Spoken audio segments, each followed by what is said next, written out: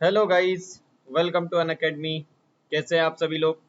तो आज का जो सेशन है इसमें हम स्टार्ट करने वाले हैं हमारा नया टॉपिक डिफरेंशियल इक्वेशन। तो अभी तक हम क्या कंप्लीट कर चुके हैं, अभी तक हम कंप्लीट कर चुके हैं differential calculus and integration. Integration में हमने इनडेफिनेट इंटीग्रेशन, डेफिनेट इंटीग्रेशन किया है। बट रिमेंबर वन थिंग, अभी तक हमने मल्टीपल इंटीग्रेशन नहीं किया है। क्यों? क्योंकि मल्टीपल इंटीग्रेशन हम वेक्टर में करने वाले हैं। क्योंकि मल्टीपल इंटीग्रेशन के कुछ कंसेप्ट मैं आपको यहाँ बता देता हूँ, फिर अगर आपको मैं वेक्टर में पढ़ाता तो आप कंफ्यूज हो जाते कि कौन सा तरीका कौन सा वे कहाँ पर यूज करना है। तो आप बिल्कुल वरी मत होइए, जैसे ही डिफरेंशियल इक्वेशन टॉपिक कंप्लीट होगा वैसे ही मैं वेक्टर कैलकुलस स्टार्ट करूंगा और आपको वेक्टर में सारी चीजें आपको पढ़ा दी जाएगी। तो आप इसके लिए बिल्कुल भी वरी मत होइएगा कि सर हमारा मल्टीपल इंटीग्रेशन, हमारा दिस इंटीग्रेशन रिमेन है, इसको कैसे कंप्लीट होगा। ये टेंशन मेरा है, ये सारी चीजें मेरी है, मैं आपको सारी चीजें इसके पढ़ाऊंगा। ओके गाइस, चलिए। तो क्लास को स्टार्ट करने से पहले आप लोगों के लिए बता देता हूं कि आपके लिए रैंक इम्प्रूवमेंट बैच, आप लोगों के लिए रैंक इम्प्रूवमेंट बैच जो है, रैंक इम्प्रूवमेंट बैच जो है जून में स्टार्ट हो रहा है। रैंक इम्प्रूवमेंट बैच जो है आपके लिए जून में स्टार्ट हो रहा है। इस रैंक इम्प्रूवमेंट बैच में आपको क्वेश्चंस जो है, कंसेप्ट जो है क्वेश्चंस के थ्रू बताए जाएंगे। मींस आप देखिए, आप हर बार कंसेप्ट कर लेते हैं बट आप क्वेश्चंस नहीं करते, तो आप क्वेश्चंस में वीक रह जाते हैं। देखिए, गेट एग्जाम में करने के लिए अगर बात की जाए तो तीन चीजें इंपॉर्टेंट रहती हैं: concept, accuracy and consistency and speed. आप क्या करते हैं, कंसेप्ट आप कहीं से देख लेते हैं, कहां से, कहीं से भी देख लीजिए, आप सोर्स देखिए, यूट्यूब, बुक या कहीं से देख लेते हैं, बट अच्छे क्वेश्चंस आपको नहीं मिलते। तो आपको अच्छे क्वेश्चंस अगर करने तो आपको रैंक इंप्रूवमेंट बैच ज्वाइन करना चाहिए। अब मैं बताता हूँ जो टॉपर्स आते हैं उनके बारे में। अब गेट एग्जाम में अगर बात की जाए तो सभी बच्चे क्या करते हैं, सभी बच्चे प्रीवियस ईयर्स गेट क्वेश्चन सभी लोग करते हैं, सभी लोग जो है बेसिक क्वेश्चन सभी लोग करते हैं, बट एक्स्ट्रा नए क्वेश्चंस कोई भी नहीं करता। जो टॉपर रहता है वो उसमें और आप में डिफरेंस क्यों हो जाता है, क्योंकि वह एक्स्ट्रा नए क्वेश्चंस करता है। और अगर आपको एक्स्ट्रा नए question other than GATE exam करना है तो आपको रैंक इंप्रूवमेंट बैच ज्वाइन करना चाहिए। क्योंकि आपको सिर्फ प्रीवियस ईयर्स गेट क्वेश्चंस जो है अब आपके कंपटीशन के लिए सफिशिएंट नहीं है कि आप सिर्फ प्रीवियस ईयर्स गेट क्वेश्चंस कर लें तो आप कहेंगे सर सफिशिएंट होगा। बिल्कुल भी सफिशिएंट नहीं है guys.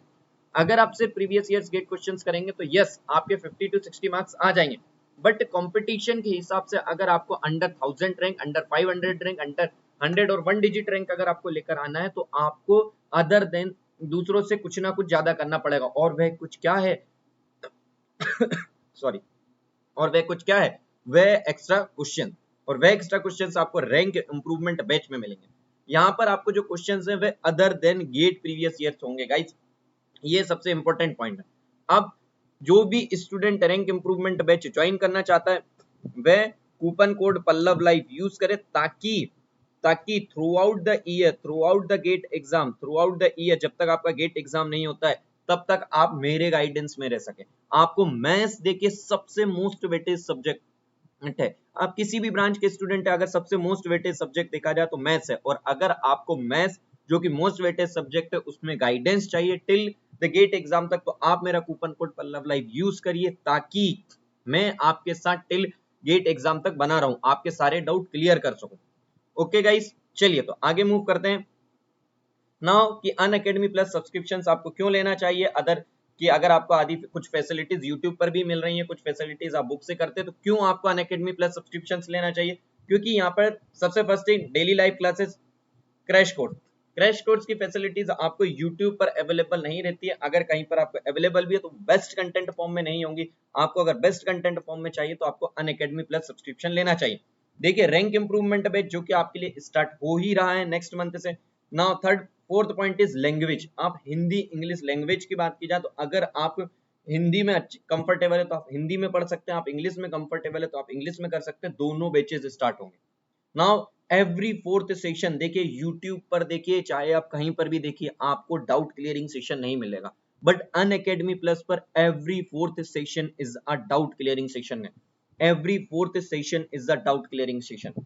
Now weekly quiz, yes, ये जो वीकली क्विज रहती है, जो आपको कुछ टॉपिक पढ़ाया जाता है उसी पर ये क्विज रहती है, कि जो आपको थ्रू एक वीक में पढ़ाया गया है उस पर ये टेस्ट रहते हैं। नाउ अगर बात की जाए तो आप सब्जेक्ट की बात करिए, कोई भी ब्रांच हो, आपकी इलेक्ट्रिकल ब्रांच हो, मैकेनिकल ब्रांच हो, सिविल ब्रांच हो, कंप्यूटर साइंस की ब्रांच हो, कोई भी आप ब्रांच देखिए, जिस भी ब्रांच की बात की जाए, हर ब्रांच में 12 to 13 सब्जेक्ट मिनिमम होते हैं, और उन 12 to 13 सब्जेक्ट को आप सिर्फ रट नहीं सकते, आपको उसको विद फील पढ़ना पड़ेगा, उसका विद एनिमेशंस के साथ पढ़ना पड़ेगा, और एनिमेशंस और विद फील लाइव इंटरेक्शंस आपको कहां पर, अनअकैडमी प्लस पर ही मिल सकता है, आपको ये चीज यूट्यूब पर नहीं दी जा सकती गाइस। नाउ मैं हमेशा कहता हूं कि आप लोगों के लिए अगर गेट एग्जाम निकालना है तो आपको क्या होना चाहिए, कंसेप्ट होना चाहिए, एक्यूरेसी स्पीड होना चाहिए, एंड कंसिस्टेंसी होना चाहिए। अगर आप जो है कंसिस्टेंसी डेवलप कर सकते हैं, ओके, कंसेप्ट जो है आप यूट्यूब से भी या कहीं से डेवलप कर सकते हैं, बट डाउट क्लियरिंग, आपके doubt clearing first, accuracy and speed, ये चीज आप कहां से डेवलप करेंगे? और आपको पता है कोई दूसरे एग्जाम, कोई छोटे एग्जाम्स तो आप निकाल सकते हैं, but get exam without any doubt clearing और इनके बिना बिल्कुल भी कमी है, उसमें आपने अगर ये चीज नहीं की तो आप गेट एग्जाम तो निकाल ही नहीं सकते। क्यों? क्वालिफाई आप कर सकते हैं, बट अगर आपको अंडर 1000 लाना है तो आपको एक्यूरेसी और स्पीड चाहिए। तो अनअकैडमी आपकी एक्यूरेसी में कैसे मदद करता है कि यहाँ पे लाइव पूल होते हैं, यहाँ पे लाइव पूल होते हैं, यहाँ पे लीडर बोर्ड पूल होता है, तो आपको पर डे पता चलता है कि आप अभी कहां पर स्टैंड कर रहे हैं। ओके गाइस, चलिए तो क्लास को स्टार्ट करते हैं हम। तो क्लास स्टार्ट होने से पहले सभी लोग लाइक कर दीजिए। क्लास स्टार्ट करने से पहले आपको टाइमिंग के बारे में बता देता हूं कि आपकी 2 आवर की डेली क्लासेस हो रही हैं, 2 आवर की आपकी क्लासेस हो रही हैं, 1 hour on YouTube, 1 hour on YouTube and 1 hour on 1 hour on YouTube and 1 hour on free special session guys, free special session. yes yes 1 hour on YouTube and 1 hour on free special session। Free special session की timing क्या है? Free special session की timing है 5 PM to 6 PM जो है free special session की timing है guys. 5 PM से 6 पीएम जो है आपके फ्री स्पेशल सेशन की टाइमिंग है। और ये सेशन आपके कहाँ लग रहे हैं? ये सेशन आपके अनअकैडमी ऐप पर, आपके अनअकैडमी ऐप पर चल रहे हैं। नाउ द क्वेश्चन अराइज कि सर फ्री स्पेशल सेशन में क्या होगा? यूट्यूब पर तो आप देख ही रहे हैं, फ्री स्पेशल सेशन में जो आपको यूट्यूब पर कंसेप्ट दिए जाएंगे, जो भी कंसेप्ट आपको यूट्यूब पर दिए जाएंगे उसी से रिलेटेड क्वेश्चन आपको फ्री स्पेशल सेशन में मिलने वाले हैं। जो भी कंसेप्ट आपको यूट्यूब पर दिए जाते हैं वही कंसेप्ट आपको फ्री स्पेशल सेशन में मिलेंगे। अगर आप दोनों चीजें सही से ज्वाइन करते हैं तो ही आपके मार्क्स आ सकते हैं गेट में, तो ही आपके मार्क्स गेट में आ सकते हैं, अदरवाइज आपके कोई मार्क्स गेट में नहीं आएंगे। अगर आपने सिर्फ और सिर्फ यूट्यूब किया तो आपके जो है 8 मार्क्स तक आ सकते हैं, but above than that is not possible.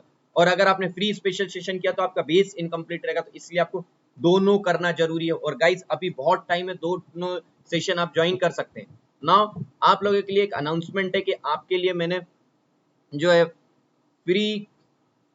आपके लिए फ्री टेस्ट रखा है। कहां पर रखा है? आपके लिए फ्री टेस्ट रखा है मैंने अनअकैडमी ऐप पर, आपके लिए फ्री टेस्ट रखा हुआ है मैंने अनअकैडमी ऐप पर। तो आपको क्या करना है उस फ्री टेस्ट के लिए? और टेस्ट कैसा होने वाला है? लाइव होने वाला है टेस्ट।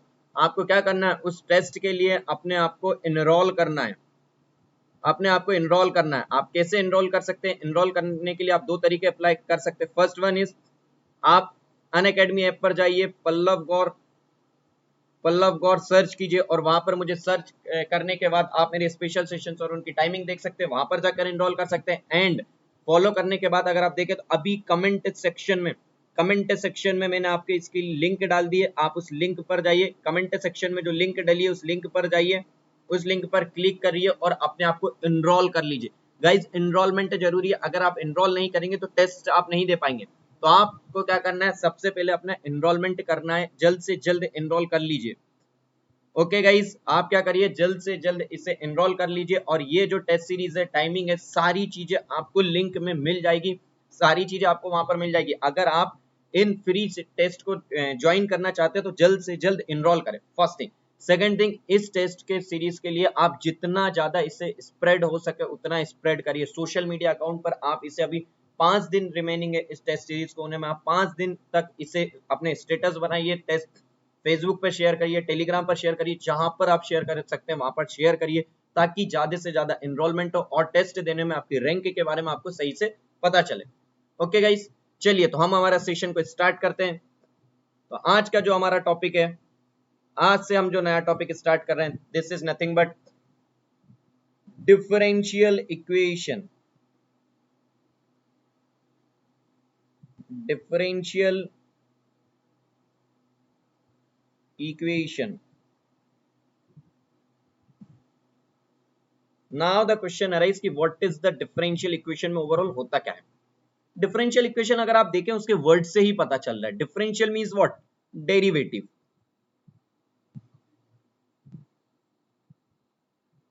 और इक्वेशन मींस तो इक्वेशन होता ही है. अब अगर बात करें तो इसका आप साथ में पढ़ें तो इसका मतलब क्या हुआ? डेरिवेटिव्स की equation. Okay, now tell me, अगर आपकी जो डेरिवेटिव की जो इक्वेशन है, जो डेरिवेटिव की इक्वेशन है, इसमें क्या दो पॉसिबिलिटीज हैं?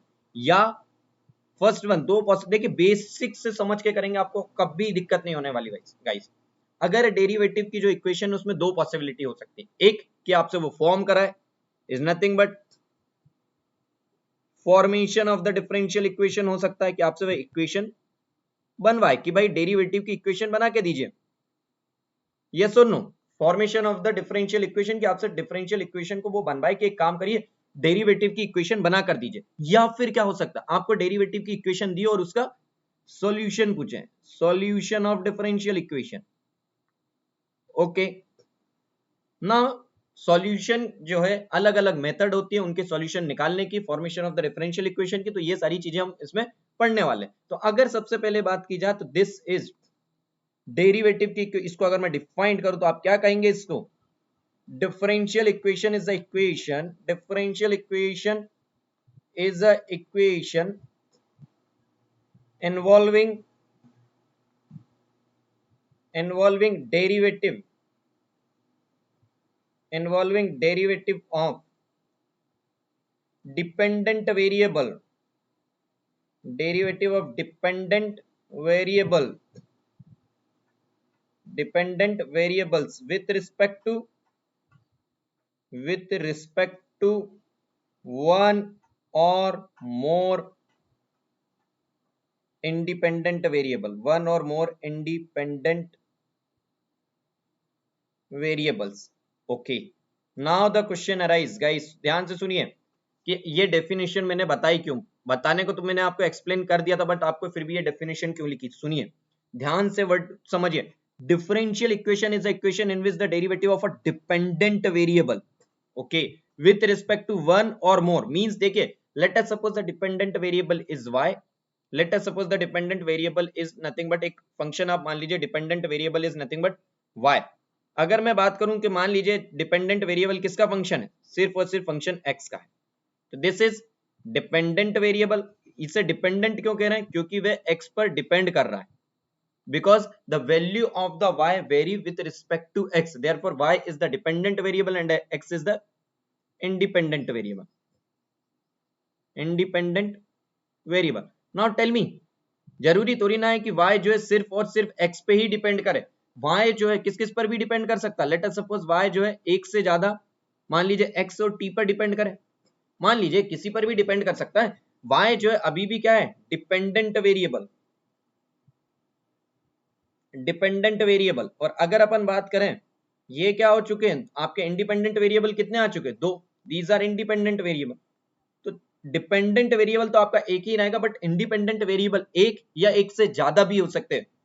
वन और मोर इंडिपेंडेंट वेरिएबल हो सकते हैं. और जो डिफरेंशियल इक्वेशन जो है उनको हम दो पार्ट में डिवाइड कर लेते हैं. किसके हिसाब से? Number of the independent variable के हिसाब से. तो now differential equation is are of two type. First one is ordinary differential equation, ordinary differential equation. Now second one is partial differential equation. समझ आया कि first one is ordinary differential equation and second one is partial differential equation. अब ordinary differential equation और partial differential equation में अंतर क्या है?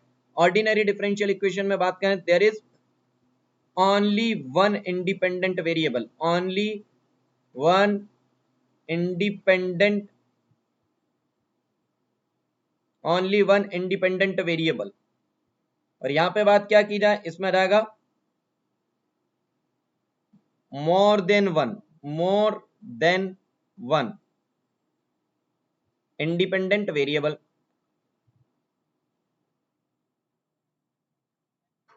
more than one independent variable. Okay, wait a minute guys, wait a minute.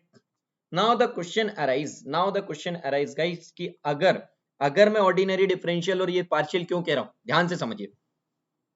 Tell me, अगर मैं ये कहूं this is y is only depend on x, yes और नो, y जो है x पर डिपेंड है, but tell me here y is partially depend on x and partially depend on t, or it completely depend on t.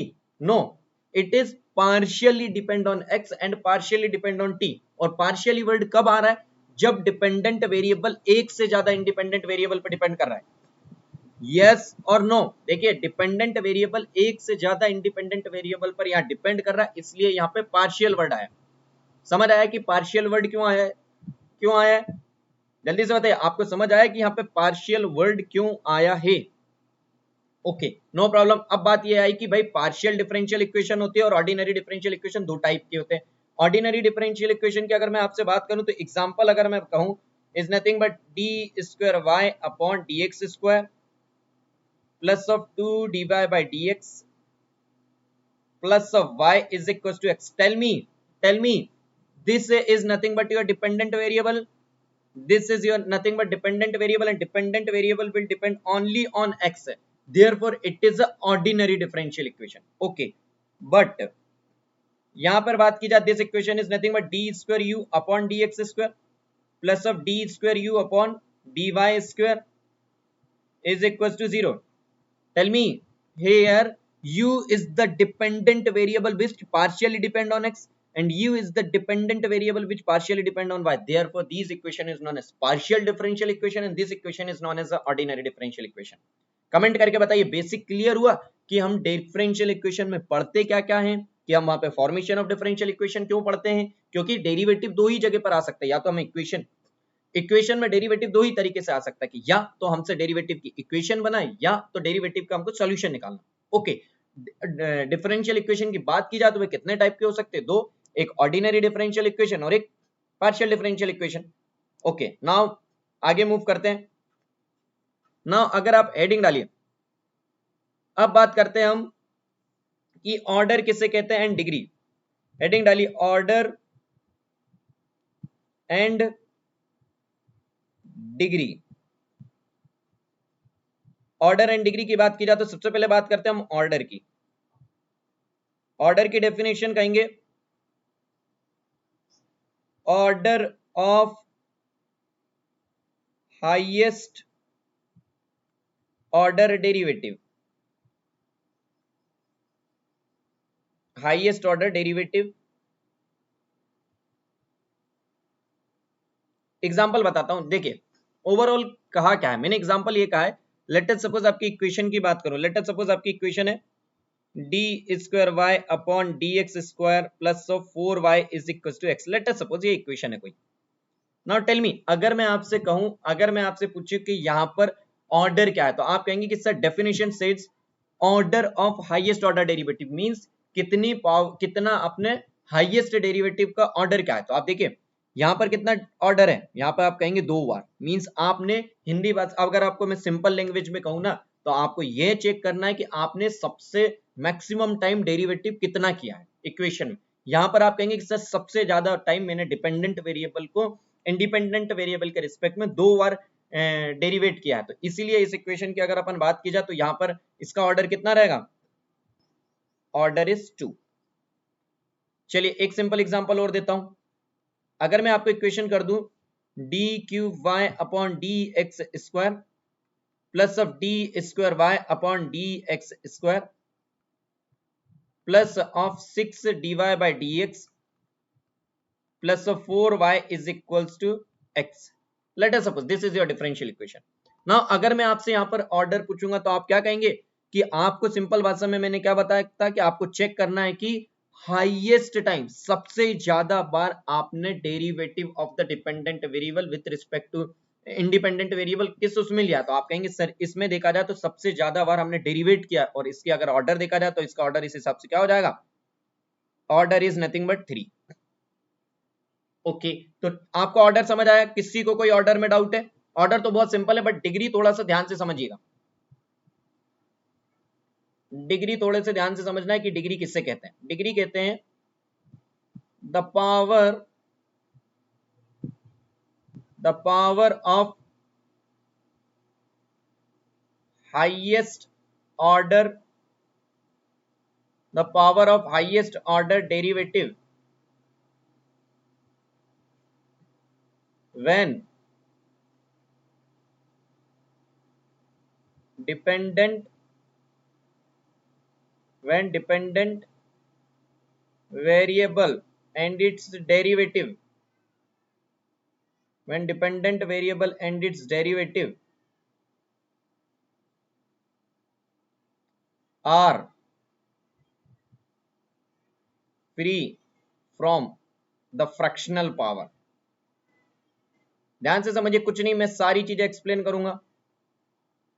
Free from the fractional power,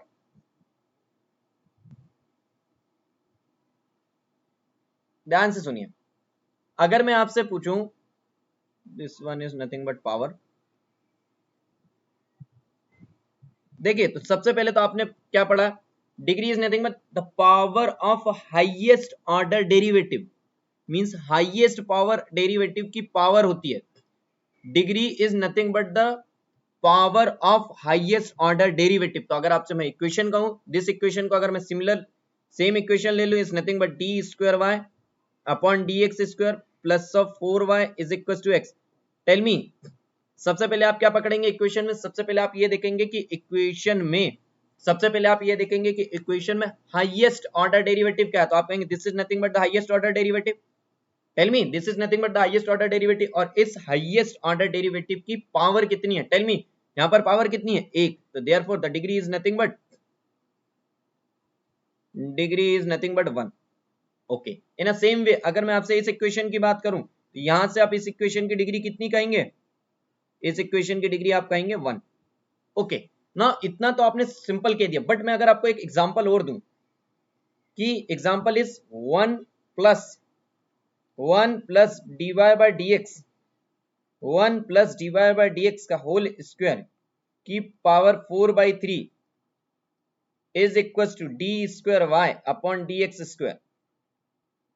से yes सुन, अगर मैं बात करूं 1 प्लस dy बाय dx का whole square की whole power 4/3 की power 2/3, और अगर मैं इससे आपसे ऑर्डर और डिग्री पूछूं तो आप कहेंगे sir according to this equation the order is, अगर मैं आपसे इस इक्वेशन का ऑर्डर पूछूं तो आप कहेंगे सर सबसे ज्यादा बार डेरिवेटिव किसका किया हुआ है? सबसे ज्यादा डेरिवेटिव मुझे इसका दिख रहा है, एंड दिस नथिंग बट 2।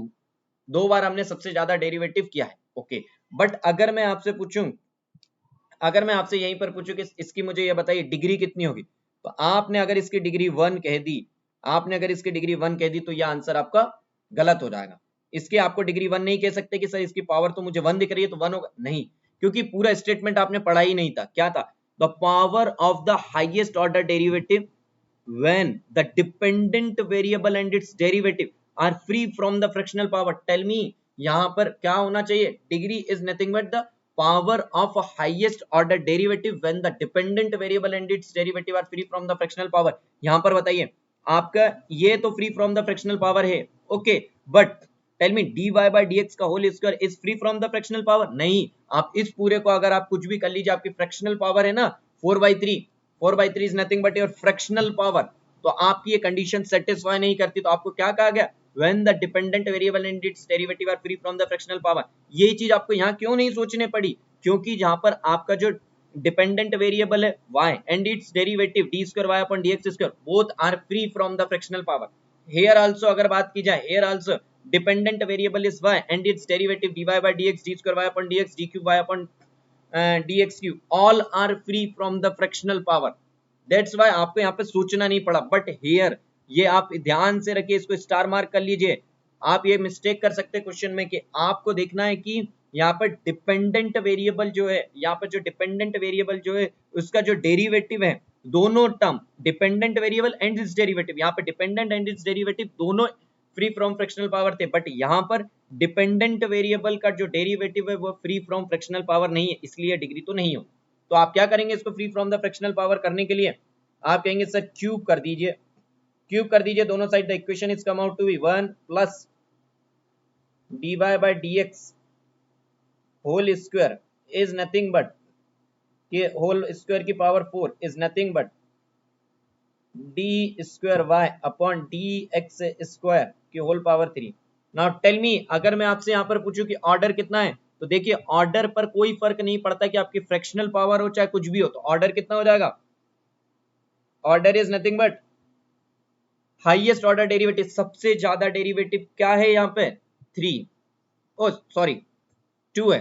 2 बार हमने हाईएस्ट ऑर्डर डेरिवेटिव अगर बात की जाए तो 2 है। और अगर मैं आपसे यहाँ पूछूं डिग्री कितनी है, तो आपने क्या पढ़ा था? डिग्री जो हाईएस्ट पावर डेरिवेटिव टर्म है, जो हाईएस्ट पावर डेरिवेटिव टर्म है उसकी पावर करिए, मींस जो हाईएस्ट ऑर्डर डेरिवेटिव है उसकी power, this is your highest order derivative, उसकी power is nothing but 3 when the dependent variable and its derivative are free from the fractional power. Check here, dependent variable and its derivative सभी free from the fractional power है? Yes. So the answer is of the this question degree is 3. समझ आया? कभी कोई mistake नहीं होगी आपसे, ध्यान रखिएगा। जो छोटी छोटी सी मिस्टेक है ना, जो छोटी छोटी सी सिली मिस्टेक कर सकते हैं, उस पर ज्यादा फोकस करा करिए। ओके, अगर अपन बात करें, अब हम हेडिंग डालिए formation of differential equation, formation of differential equation. पहले तो आप सभी लोग रुकिए, मैं सारी चीजें बताऊंगा, आफ्टर दैट किसी को कोई डाउट आता है देन आपको कमेंट करना है। ओके, पहले मैं आपको सारी चीजें बताऊंगा, अगर उसके बाद किसी को डाउट आता है फिर मुझसे पूछेगा। पहली चीज, अगर मैं कहूं let us suppose this is your function f is nothing but x, y, c1, c2 is equal to 0।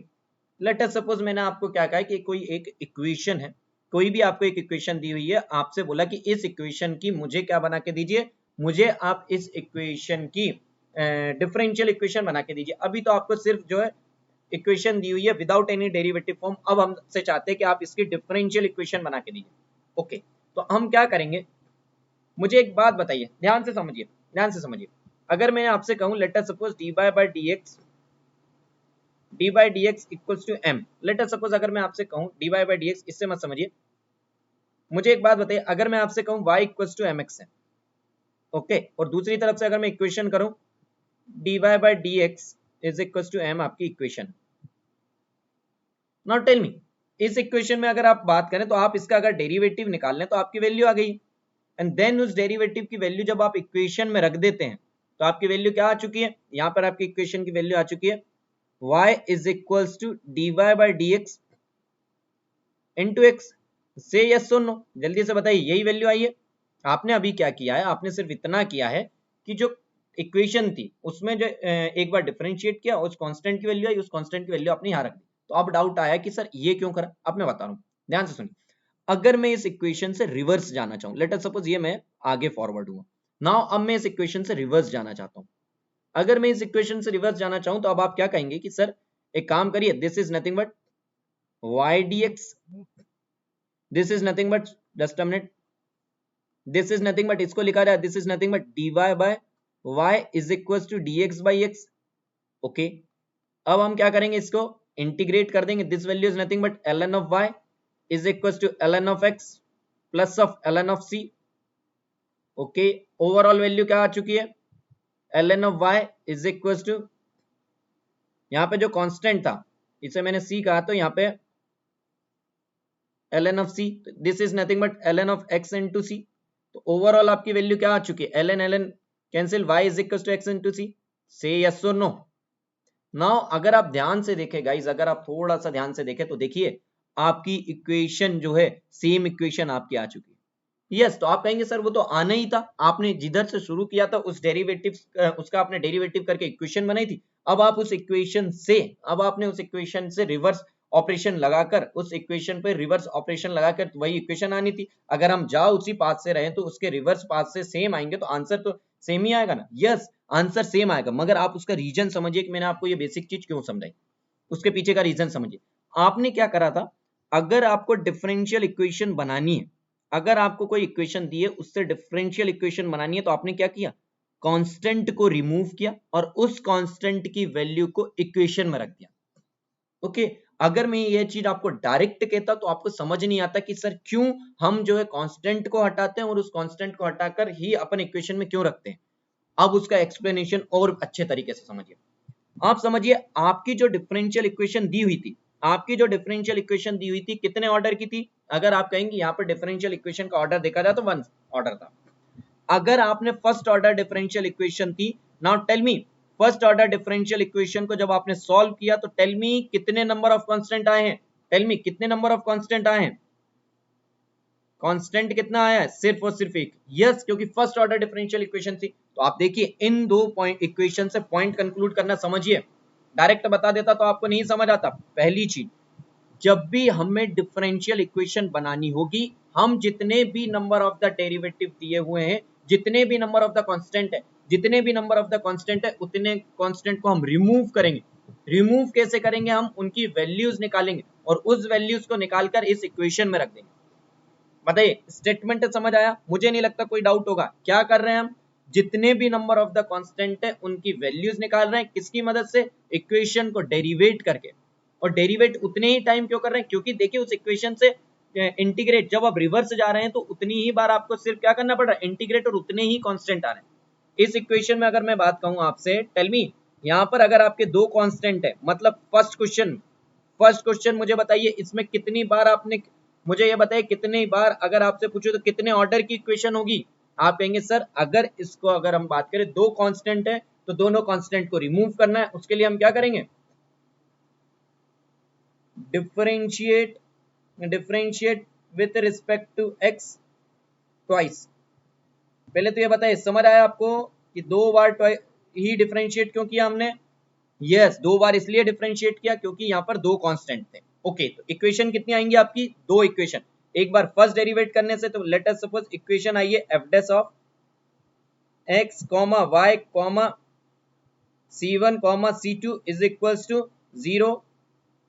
This is your equation number 1, this is your equation number 2, and दूसरी इक्वेशन आई है आपकी f double dash x, y, c1, c2 is equals to 0, equation number 3।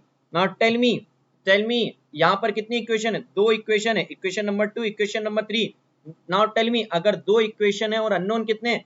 दो, c1 और c2। अगर दो equation है, दो अननोन है, तो निकल जाएंगे वे constant. Yes, from equation number 2 and equation number 3। Now tell me, from equation number 2 and equation number 3, अगर मैं यहाँ से c1 c2 की वैल्यू निकालूं तो यस निकल जाएगी। यस, और हम इन c1 c2 की वैल्यू निकालकर इक्वेशन में रख देंगे तो आपकी इक्वेशन क्या हो जाएगी?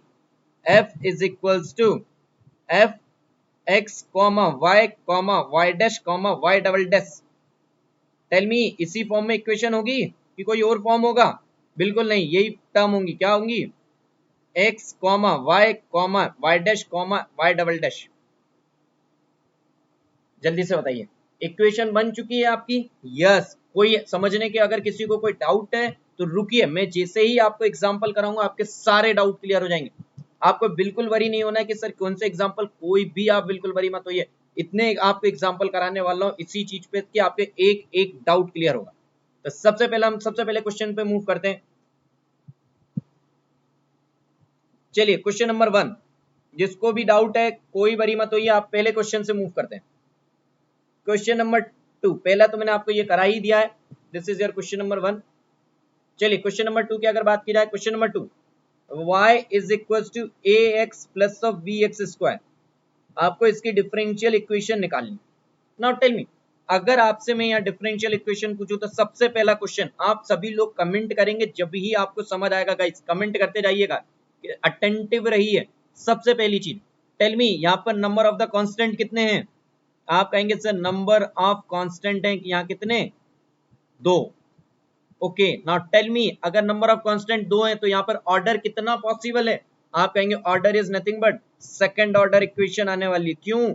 क्योंकि नंबर ऑफ द कांस्टेंट से ही तो ऑर्डर पता चलता। देखिए यहाँ पर एक कांस्टेंट था, टेल मी यहाँ पर एक कांस्टेंट था तो ऑर्डर कितने की इक्वेशन आई थी? First order. In a same वे अगर आपसे बात करें दो कांस्टेंट है तो ऑर्डर कितने की इक्वेशन आनी? 2।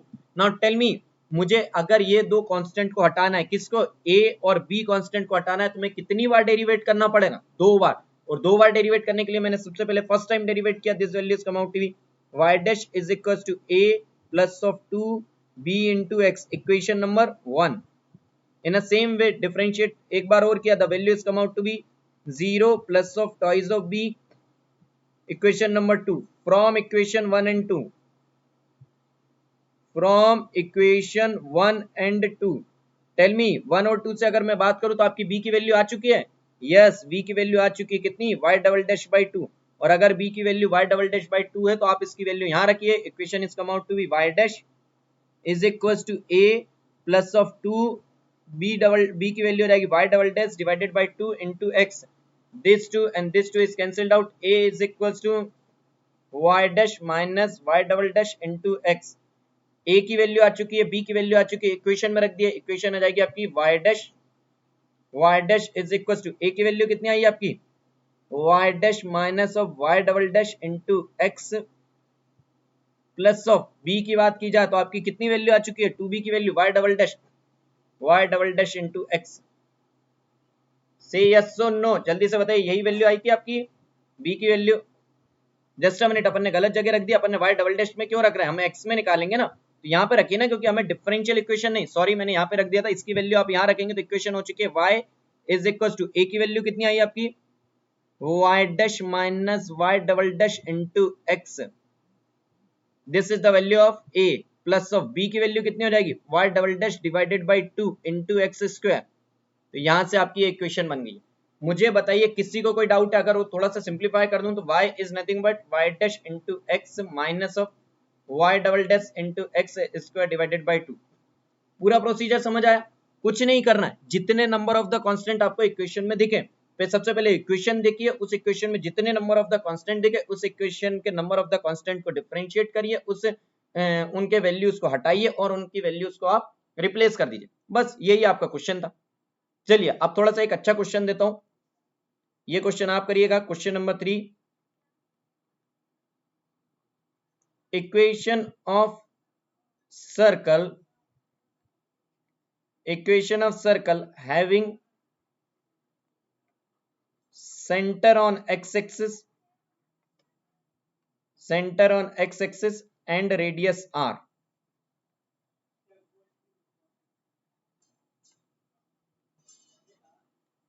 आपको इसकी इक्वेशन बनानी है, मैं अगर आपकी इसकी इक्वेशन दे दूं, this equation is x minus a का whole square plus of y square is equal to r square, आपको इसकी डिफरेंशियल इक्वेशन बनानी है। चलिए 1 मिनट का टाइम दे देता हूं, सभी लोग इसकी डिफरेंशियल इक्वेशन बनाइए, सभी लोग इसकी डिफरेंशियल इक्वेशन बनाएंगे।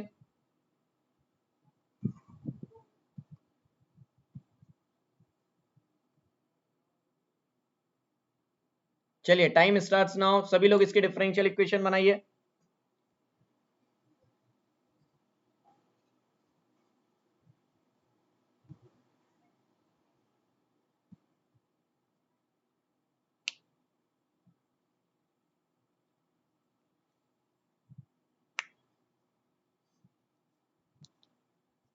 बहुत ही अच्छा क्वेश्चन है, इससे देखिए आपका डाउट जरूर क्लियर होगा, एक डाउट आपको जनरेट होगा यहाँ पर, मैं पहले ही कह रहा हूं, और देखिए आपका वो डाउट जरूर क्लियर होगा।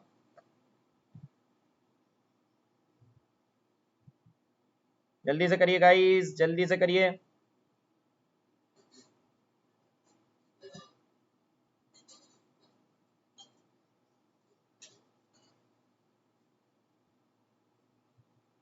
Last 10 seconds guys, last 10 second.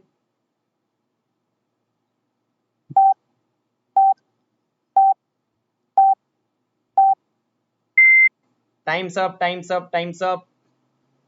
चलिए मैं कराता हूं गाइस, देखिए बहुत ही सिंपल तरीके से हो जाएगा। चलिए तो सिली मिस्टेक पॉइंट बताता हूं आपको इस क्वेश्चन की, ये बहुत ही अच्छा क्वेश्चन है, silly mistake point.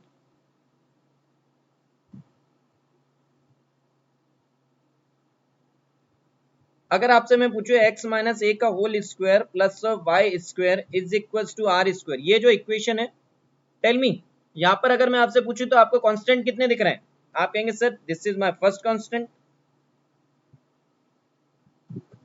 And this is my second constant, yes और नो, यस, क्योंकि अगर सर्कल की बात की गई है तो सर सर्कल में रेडियस जो है वो तो कांस्टेंट रहती है।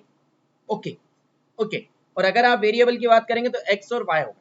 नाउ द क्वेश्चन अराइज कि सर कितनी बार हम यहाँ पे डेरिवेट करेंगे। तो अगर आप क्वेश्चन की बात में पूछ रहा हूं तो टेल मी कितनी बार आप यहाँ डेरिवेट करेंगे। तो कोई स्टूडेंट बताइए, 2 बार डेरिवेट करेंगे, 2 कांस्टेंट है, कितनी बार डेरिवेट करेंगे, 2 टाइम। और जितने लोगों ने ये सोचा है कि सर 2 बार डेरिवेट करेंगे वह बिल्कुल गलत सोचा है गाइस, आपने बिल्कुल गलत सोचा है आपने कि इसको 2 बार डेरिवेट करेंगे। देखिए पहले तो मिस्टेक पकड़ना सीखिए अपनी कि आपने मिस्टेक क्या की है। जितने लोगों ने इसे 2 बार डेरिवेट करने का सोचा वो बिल्कुल गलत है। कमेंट करके बताइए मुझे कितने लोगों ने ये सोचा है कि उसे हम 2 बार डेरिवेट करेंगे। कमेंट करिए जल्दी से, कितने लोगों ने सोचा इसे हम 2 बार डेरिवेट करेंगे। यस, 2 बार डेरिवेट जितने लोगों ने सोचा है वो गलत है। क्यों, अब मैं बताता हूँ। अगर गाइज आप इसे सही से देखते तो आप उस क्वेश्चन को समझ पाते। मैंने सारी चीजें आपको यहीं बता दी थी। क्या बताई थी? ये जो कांस्टेंट है ना, दिस इज योर कांस्टेंट, ये जो कांस्टेंट है वह आया कहां से, उसका इंपॉर्टेंस समझिए, उसका बेस समझिए।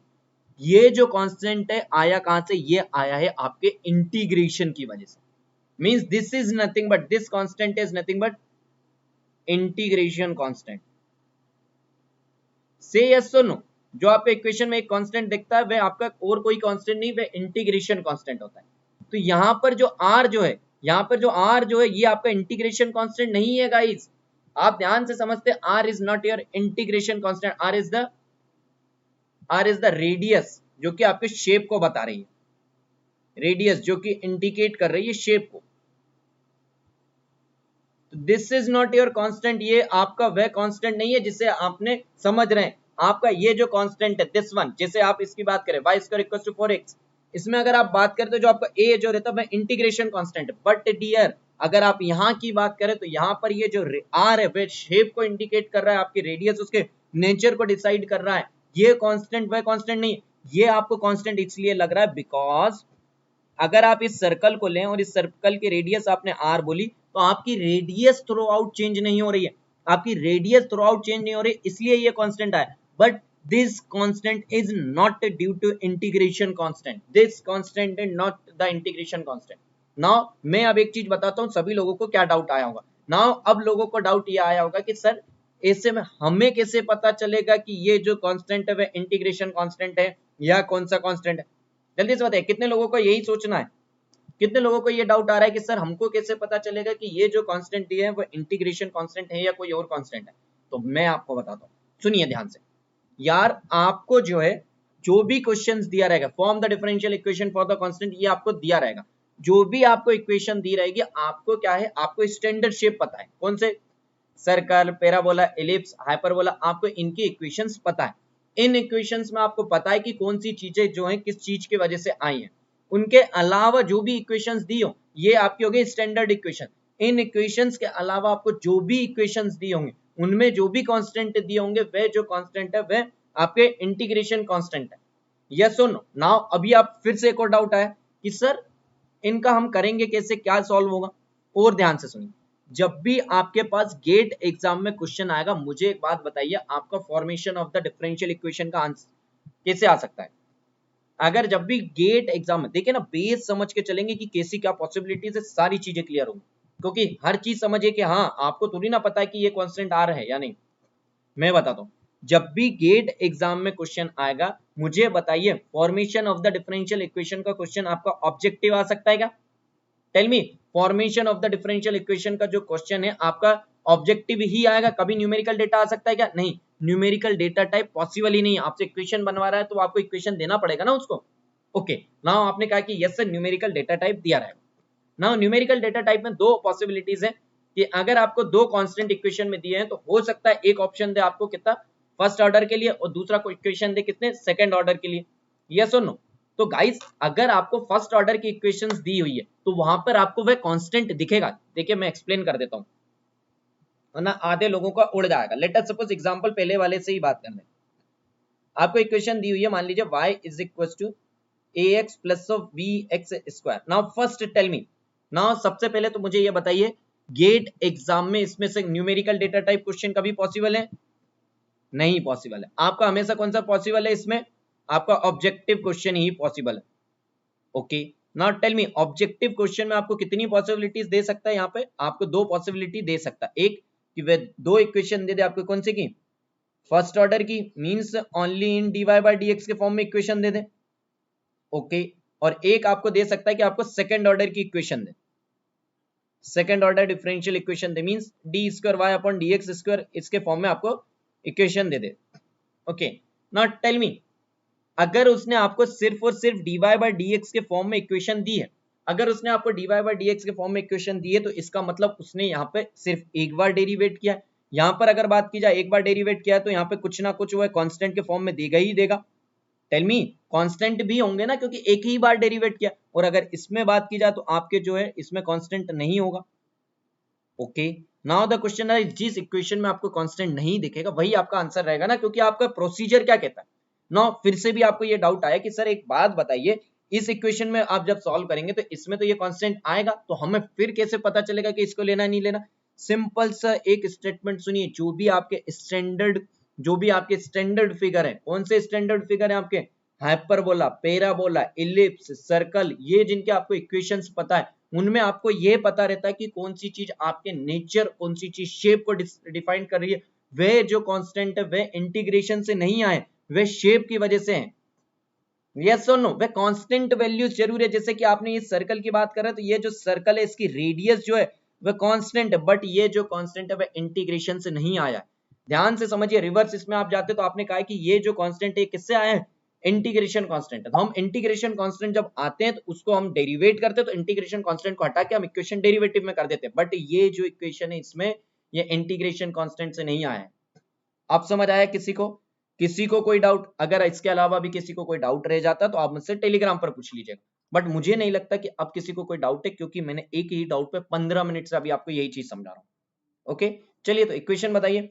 इक्वेशन आपकी आई थी x - a the whole square plus y square is equal to r square. तो आपने कहा कि यहाँ पे कांस्टेंट कितना है, सिर्फ और सिर्फ एक है, ओनली a। तो आपने इसे डेरिवेट किया, the value is come out to be 2 times of x minus a। इसका डेरिवेटिव कितना हो जाएगा, इसका डेरिवेटिव हो जाएगा is nothing but 1 plus of 2y y dash is equal to 0। तो यहां से आपकी y डैश की वैल्यू आप निकाल लेंगे, यहां से आप किसकी वैल्यू निकालेंगे, x माइनस a की निकाल लीजिए, सीधी सी बात है। x माइनस a की बात की जाए is nothing but minus of y y dash, इसकी वैल्यू उठाइए, इस इक्वेशन में रख दीजिए, this value is come out to be minus of y y dash का whole square plus of y square is equal to r square. The value, yes this value, यहां से आपकी इक्वेशन आ चुकी है, this is your equation of derivative.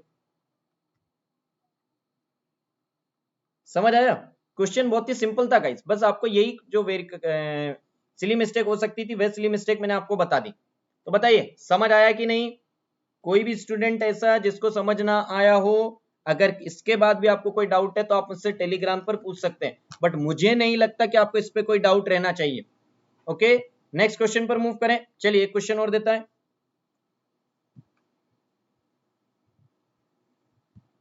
Question is y is equals to c1 e to the power 3x plus of c2 e to the power 4x। This one is, आपको इस equation के क्या निकालना, solution. इसके मैं आपको दो method बताऊंगा।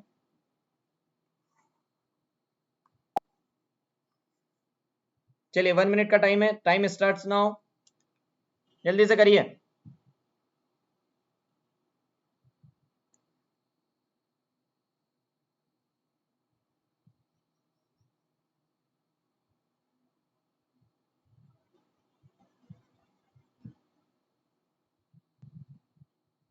करिए गाइस।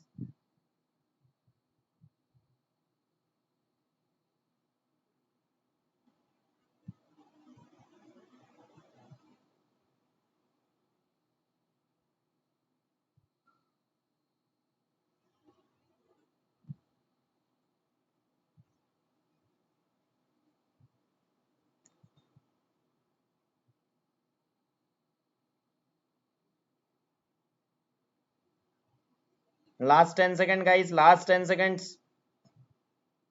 Last 10 second. चलिए times up, times up, times up. यहाँ पर अगर मैं आपसे पूछूं कितने कांस्टेंट है, this one your first constant, this one is your second constant. तो कितने अपने यहाँ पे कांस्टेंट है, 2। तो यहाँ पे डेरिवेटिव कितनी बार होगा, 2। ऑर्डर कितना आएगा, डबल, सेकंड ऑर्डर। तो this equation is y dash is equals to c1 into 3 e to the power 3x plus of c2 into 4 e to the power 4x. This is your equation number 1. Again differentiate किया आपने, this value is nothing but 9 c1 e to the power 3x plus of 16 c2 e to the power 4x. Now tell me, दो equation, दो unknown, from equation number 1 and equation number 2, from equation 1 and equation 2 the value is come out to be, यहां से अगर अपन बात करें इन दोनों equation को solve करते थे, इसमें बात की जाए तो 3 से मल्टीप्लाई कर लें अपन, this value is 3y dash is equal to, अगर हम इन दोनों इक्वेशंस को सॉल्व करते हैं 2, लेट अस सपोज इसको 1 नहीं कहिए, यस, अगर आप इन दो इक्वेशन को सॉल्व करते हो तो equation is come out to be 3y dash is equal to 9c1 e to the power 3x plus of, अगर मैं इस इक्वेशन में 3 से मल्टीप्लाई कर रहा हूं, जस्ट अ मिनट, तो 3 से अगर मैं मल्टीप्लाई कर रहा हूं तो यस 9 ही आएगा। यस, अगर मैं बात करूं this value is nothing but 3c1, yes मैं इसमें कर रहा हूं तो 3c1, इसका एक बार डेरिवेट कर चुके थे तो या 3 नहीं या 9 आएगा।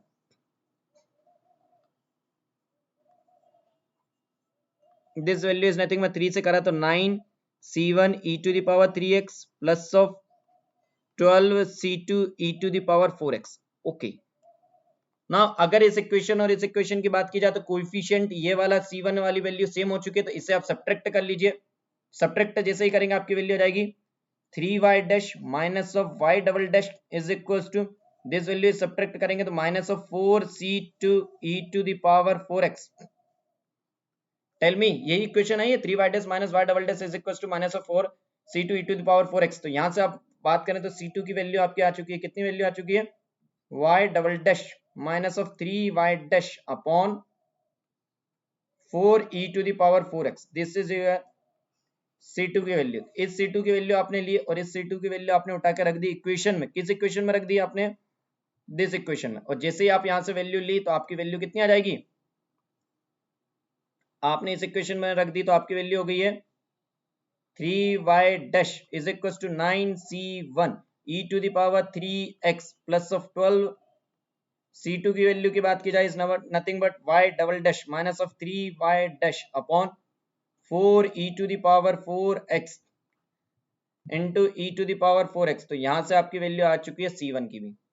नाउ टेल मी, आपकी c1 की वैल्यू भी आ चुकी है, c2 की वैल्यू भी आ चुकी है। c1 c2 की वैल्यू आप कहां रख देंगे इस इक्वेशन में, पुट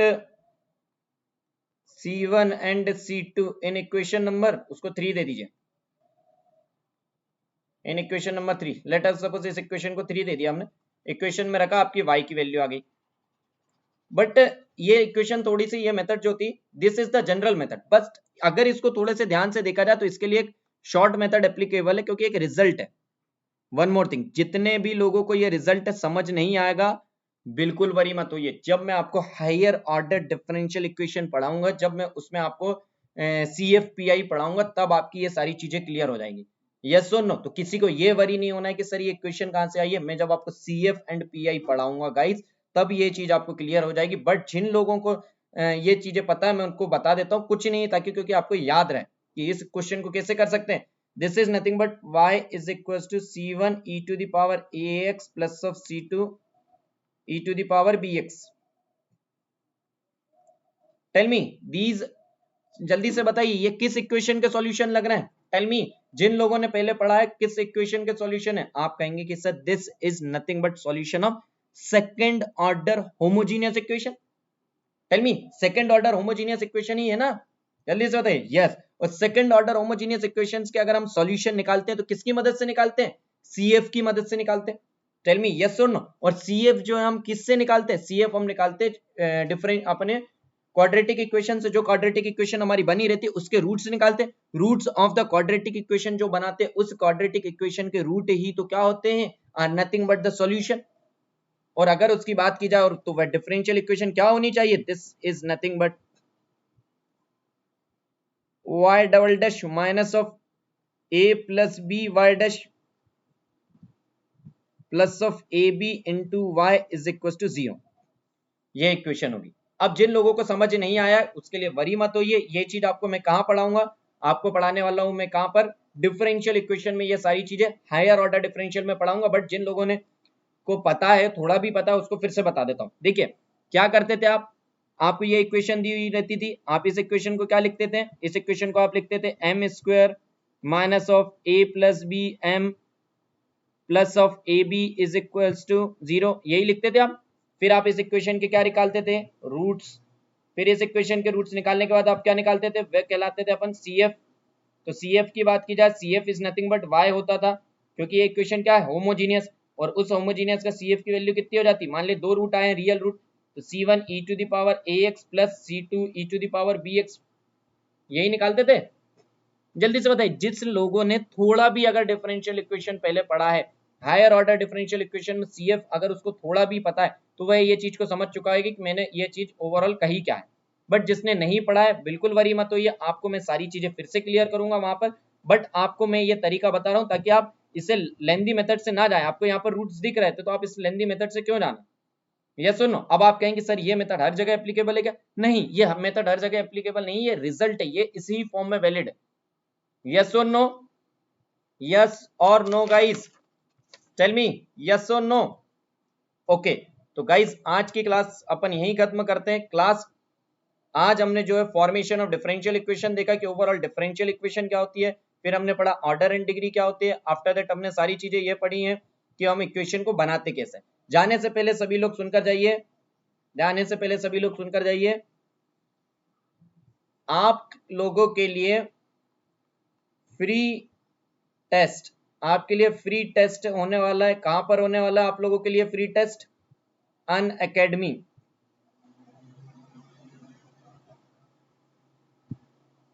आपके लिए अनअकैडमी पर, आप लोगों के लिए अनअकैडमी ऐप पर फ्री टेस्ट होने वाला है। क्या करने है उस टेस्ट के लिए, उसके लिए आपको स्पेशल सेशन में होने वाला है ये टेस्ट। तो स्पेशल सेशन में ये टेस्ट होगा, आपके लिए लाइव टेस्ट होने वाला है। इस टेस्ट में कितने क्वेश्चन होंगे, इस टेस्ट में आपके लिए 15 से 20 क्वेश्चंस रहने वाले हैं। ये जो 15 से 20 क्वेश्चंस है, ये 15 से 20 क्वेश्चंस की अगर बात की जाए, इसके लिए आपको टाइम ओवर कितना मिलने वाला है, 1 आवर का टाइम रहने वाला है। बाकी सारी चीजें कितने, अगर इसकी टाइमिंग वगैरह की बात की जाए, सारी चीजें अभी आपको जो लिंक अवेलेबल है कमेंट सेक्शन में, उस पर जाइए और वहां पे अपने को इनरोल कर लीजिए।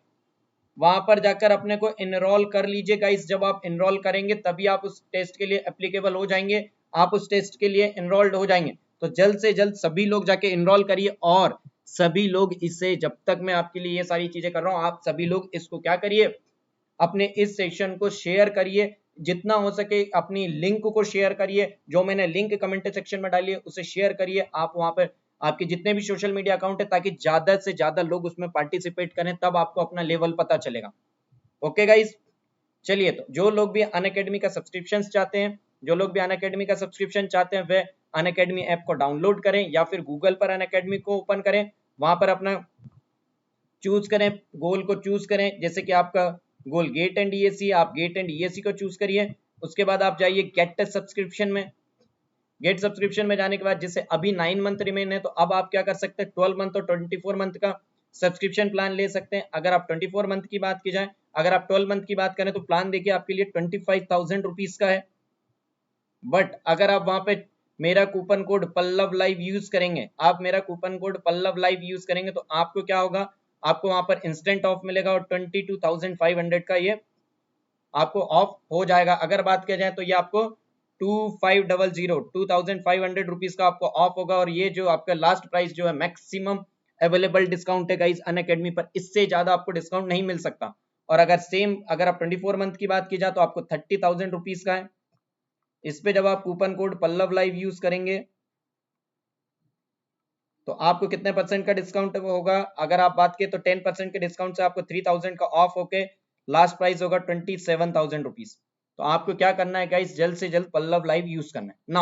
अगर आप लोगों को ये लगता है कि सिर्फ बाकी भी हमारे पास कूपन से हम उनको भी लगा सकते हैं, 10% मिलेगा, बट आपको सबसे इंपॉर्टेंट चीज यहाँ पे क्या मिलने वाली कि आपको गेट तक, जो गेट एग्जाम तक आपका जो मोस्ट वेटेज सब्जेक्ट है, देखिए आपके किसी भी ब्रांच के आप स्टूडेंट है, 15 मार्क्स का आपको सिर्फ और सिर्फ मैथ्स आता है। अगर आपको मेरा टिल गेट एग्जाम तक आपको गाइडेंस चाहिए, मुझसे आप कनेक्ट रहना चाहते हैं, तो आप मेरा कूपन कोड यूज करिए। आप जब ये कूपन कोड यूज करेंगे तो मैं आपको through out the year guide कर पाऊंगा, तभी मैं आपकी सारी चीजें टिल गेट एग्जाम तक, क्योंकि आप देखिए किसी भी ब्रांच के स्टूडेंट आपका अगर मोस्ट वेटेड सब्जेक्ट के लिए अगर आप उसमें अपने गाइड को अपने साथ रखेंगे तो ही आपके लिए बेटर होगा।